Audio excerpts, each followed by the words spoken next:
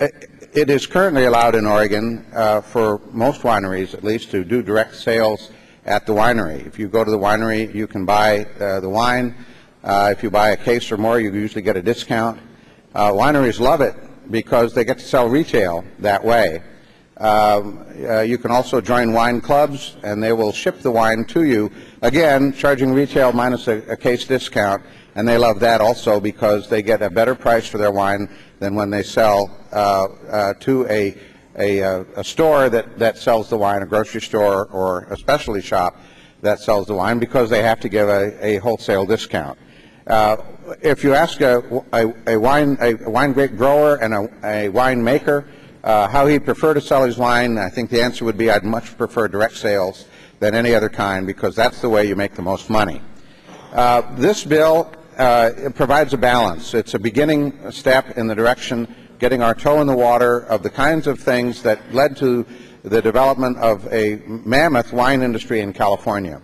I don't know whether this is the final step in this direction that this bill brings or not, but it is a reasonable first step to see how this process works, to pursue the possibilities that the kind of facilities that we're talking about will bring to the rural countryside.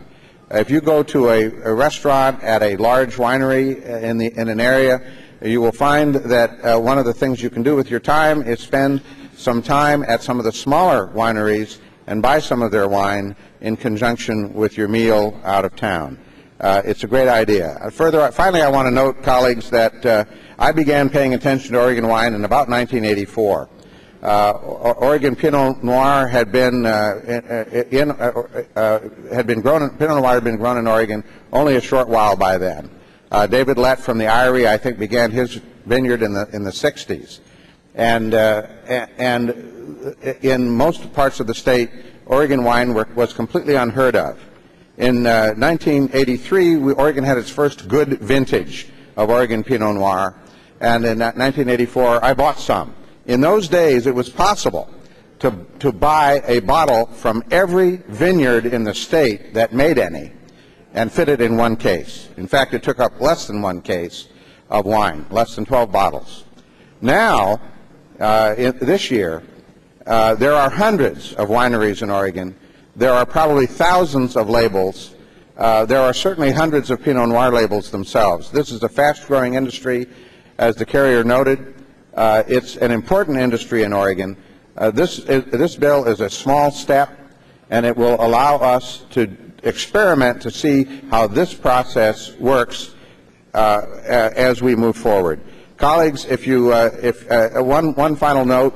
In 1984, it was noted that Gallo in California produced more wine in one day than Oregon produced in a year.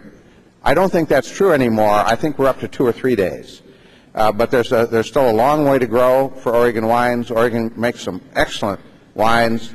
This is a very small item. I urge an aye vote to allow Oregon to continue the development of its wine industry. House Bill 3280, having received the constitutional majority, is declared passed.